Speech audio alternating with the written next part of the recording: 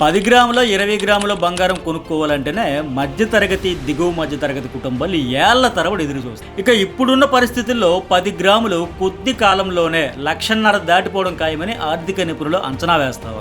Gold rate తగ్గిందా పెరిగిందా అని చూసుకుంటూ తమ దగ్గర ఉన్న డబ్బులకు ఎంత బంగారం వస్తుందో లెక్కలేసుకుంటూ పండగలకో పెళ్లిళ్ళకో ఇతర శుభకార్యాలకో ఒక 5 గ్రాములో 10 గ్రాములో 20 గ్రాముల బంగారం కొనుక్కొని జాగ్రత్తగా దాచిపెట్టుకున్న డబ్బులతో కాస్త కోస్త బంగారం కొనుక్కొని సంబరపడిపోతూ ఉంటారు. కేవలం 10 గ్రాములు 20 గ్రాములకే ఏళ్ల తరబడి వేచి చూసే పరిస్థితి మన దేశంలో ఉంటే, ఇదే సమయంలో 1 కాదు 2 కాదు ఏకంగా 200 టన్నుల బంగారం, వెండి, వజ్రాలు, రత్నాలు, మణులు, మాణిక్యాలు, అసలు ఎంత వాల్యుబుల్ సంపద అంటే ఆ సంపద అంతా ఎవరికీ దక్కకుండా సముద్రం పాలు చేసేసారు. లక్షల కోట్ల విలువైన బంగారం తీసుకెళ్లి సముద్రంలో పోసేసారు. 200 టన్నుల గోల్డ్ కేజీల్లో చెప్పాలంటే 1 కాదు 2 కాదు ఏకంగా 2 లక్షల కేజీల బంగారం. ప్రస్తుతం మార్కెట్లో ఉన్న ధర ప్రకారం ఈ గోల్డ్ రేటు ఎంతో చూస్తే షాక్ అయిపోతారు. 1 గ్రాము 10,000 రూపాయలు, 10 గ్రాములు 1,00,000 రూపాయలు, 100 గ్రాములు 10 లక్షల రూపాయలు, 1000 గ్రాములు 1 కేజీ 1 కోటి రూపాయలు, 10 కేజీలు క్వింటాలు 10 కోట్ల రూపాయలు, 100 కేజీలు 100 కోట్ల రూపాయలు, ఇక 1000 కేజీలు అయితే 1,00,000 కోట్ల రూపాయలు. ఇప్పుడు సముద్రం పాలు చేసిన బంగారం 200 టన్నులు అంటే 200 కేజీలు. దీని ధర ప్రస్తుత రేట్ల ప్రకారం 2 లక్షల కోట్ల రూపాయలు. మన తెలుగు రాష్ట్రాల బడ్జెట్ తో పోటీ పడుతుంది. ఏపీ బడ్జెట్ 3,22,000 కోట్లుంటే, అలాగే తెలంగాణ బడ్జెట్ 3,05,000 కోట్లుంటే ఇది 2 లక్షల కోట్ల పైన బలుకుతుంది ఈ బంగారం. నేను చెప్పింది ప్రస్తుత రేట్ల ప్రకారం సముద్రం పాలైపోయిన ఆ షిప్ లో ఉన్న బంగారం విలువ మాత్రమే. కానీ దాంతోపాటు పురాతన వస్తువులకు ఉండే క్రేజు మోజు వేరు గనుక ఆ పురాతన బంగారంతో పాటు వజ్రాలు, రత్నాలు, మణులు, మాణిక్యాలు అబ్బో అన్నీ కలిపి ఈ సంపద విలువ $20 బిలియన్ పైన ఉంటుందని ఆర్కియాలజిస్టులు అంచనా వేస్తున్నారు. కేజీఎఫ్ సినిమాలో యష్ లాగా తన సంపద అంతా షిప్లో తరలించి పోలీసులకు ఆర్మీకి దొరకకుండా నౌకతో సహా సముద్రంలో మునిగిపోయినట్టు లక్షల కోట్ల విలువైన సంపద సముద్రం పాలయ్యింది. బంగారు గనుల చుట్టూ అల్లుకున్న కథనే సినిమాగా తీస్తే సూపర్ డూపర్ హిట్ అయింది. అయితే అంతకు మించిన ట్విస్టులతో నిజ జీవితంలో మునిగిపోయిన ఈ నౌకలోని నిధి ఏళ్ల తరబడి నీళ్లలో నానుతోంది.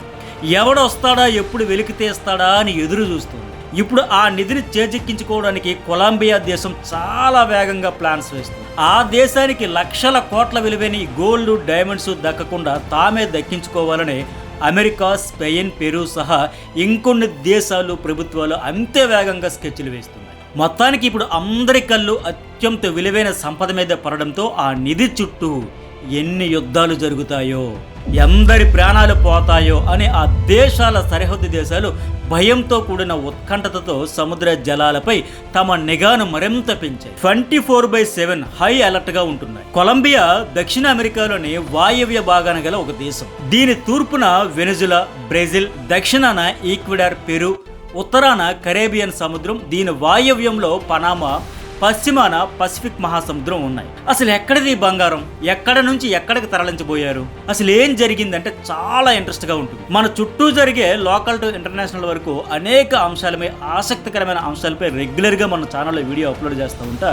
ఫస్ట్ టైం చూసేవాళ్ళు సబ్స్క్రైబ్ చేసుకోండి. అట్లాగే లైక్ చేయడం వల్ల నేను నెక్స్ట్ వీడియో అప్లోడ్ చేసిన వెంటనే మీకు వీడియో నోటిఫికేషన్ వస్తుంది. చాలా మందికి రీచ్ ఉంటుంది కనుక ఫస్ట్ టైం చూసే వాళ్ళు సబ్స్క్రైబ్ చేయడం, అట్లాగే ప్రతి వీడియోను లైక్ చేయడం అయితే మర్చిపోకండి. ఒక సీనియర్ జర్నలిస్ట్గా మన చుట్టూ జరిగే అనేక అంశాలపై పూర్తిగా స్టడీ చేసి పర్ఫెక్ట్ ఫ్యాక్ట్స్, ఇన్ఫర్మేషన్తో మీ ముందుకు నా వీడియోలు వస్తాయి.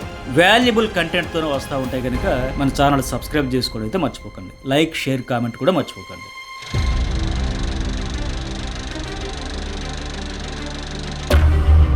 అది 1708వ సంవత్సరం, అంటే సరిగ్గా నేటికి 317 ఏళ్ల క్రితం. రోజులాగే కరేబియన్ సముద్రం పైకి చాలా ప్రశాంతంగా, అంతకు మించి అందంగా, ఆహ్లాదంగా కనిపిస్తుంది. అదే టైంలో స్పెయిన్కి చెందిన శాన్ జోస్ అనే పురాతన నౌక పెరులోని దాదాపు 200 టన్నుల బంగారం, వెండి, రత్నాలు, వజ్రాలు, ఇతర విలువైన ఆభరణాలు, బంగారు బిస్కెట్లు, నాణేలు తన నిండుగా నింపుకొని నిండు గర్భిణిలా కొలంబియాకు బయలుదేరింది. ఈ నౌక కదలికలను పసిగడుతూ శత్రుదేశమైన బ్రిటిష్ నేవల్ అధికారులు మరో నౌకలో ఫాలో అయ్యారు. తూర్పున ఉన్న కరేబియన్ తీరం నుంచి ప్రయాణం మొదలుపెట్టిన ఈ నౌకపై అదను చూసుకుని సడన్ గా ఈ బ్రిటిష్ నేవల్ సిబ్బంది దాడి చేశారు.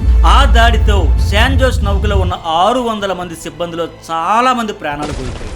కొందరు మాత్రమే ప్రాణాలు కాపాడుకున్నారు. కానీ నౌకలోని సంపదనైతే కాపాడలేకపోయారు. పోనీ ఈ సంపదపై కన్నేసి అటాక్ చేసిన శత్రువులైనా దక్కించుకున్నారా అంటే అది లేదు. శాన్ జోస్ నౌకలో ఉన్న స్టాఫ్ అండ్ సెక్యూరిటీతో శత్రువులు ఫైట్ చేసే క్రమంలో ఈ నౌక మొత్తం సముద్రంలో మునిగిపోయింది. టన్నుల కొద్దీ బంగారం, బాక్సుల కొద్దీ రత్నాలు, నాణేలతో, లక్షల కోట్ల నిధి నిక్షేపాలతో సముద్ర గర్భంలోకి జారిపోయింది. అప్పటి నుంచి ఇప్పటి వరకు ఆ నిధి అలాగే చెక్కు చెదరకుండా అక్కడే ఉంది. ఆ నౌకలోని సిబ్బంది వద్ద ఉండే 64 భారీ రాగి తుపాకులు కూడా అక్కడే పడిపోయి ఇప్పటికీ అలాగే ఉన్నాయి. కొన్నేళ్ల కిందట నిధితో ఉన్న నౌకను గుర్తించి బయటికి తీయాలని ప్రయత్నించారు, కానీ వాటాలు కుదరక అలాగే వదిలేశారు. ఇప్పుడు మళ్ళీ ఆ సంపదపై మనసు మళ్ళింది. బయటికి తీయాలని శరవేగంగా కొలంబియా దేశం ప్లాన్స్ వేస్తుంది. ఈ నిధి నిక్షిప్తమే ఉన్న వాడపై పరిశోధన చేసినట్టు ఇటీవల ఆ దేశ ప్రభుత్వం ప్రకటించింది కూడా. The Colombian institute of anthropology and history ఈ సంస్థ ప్రత్యేకమైన రిమోట్ సెన్సర్లను వాడి నౌకను ఫోటోగ్రఫీ చేసి నౌక ఏ పొజిషన్ లో ఉంది, దాన్ని ఎలా కదపాలి, ఆ కదిపే క్రమంలో అందులో ఉండే సంపద చెల్లా చెదిరైపోకుండా జాగ్రత్తగా ఎలా బయటికి తీయాలి అనే అంశాలపై పూర్తిగా స్టడీ చేసింది. ఆ ఫోటోగ్రాఫ్స్, ఆ వీడియోస్ ఆధారంగా వెలికి తీసే ప్రాజెక్ట్ చేపట్టాలని ప్లాన్ వేసింది. తాము అనుకున్నది అనుకున్నట్టు జరిగితే త్వరలోనే కరేబియన్ సముద్రంలో మునిగిన శాన్ జోస్ షిప్ శిథిలాలతో పాటు అందులో ఉన్న పురాతన వస్తువులు, బంగారం, వజ్రాలు, రత్నాలు, అరుదైన ఆభరణాలు, నగలు బయట ప్రపంచానికి తీసుకొస్తామని అనౌన్స్ కూడా చేసింది. నిజంగా ఆ సంపదంతా బయటికి తీసుకొస్తే అత్యంత అరుదైన, అత్యంత విలువైన సంపద చూస్తే మన 2 కళ్ళు చాలు, అంత అద్భుతమైన సంపద అందులో ఉంది. తమ దేశ సముద్ర జలాల్లో మునిగింది గనక రైట్స్ తమవే అని కొలంబియా వాదిస్తుంది. తమకు బలమైన నేవీ ఇప్పుడు ఉంది గనక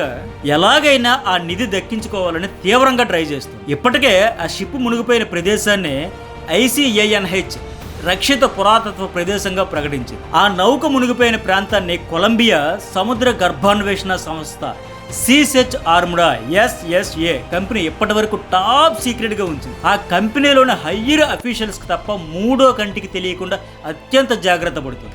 అసలు ఈ సంపద ఎవరిది, హక్కులు ఎవరివి?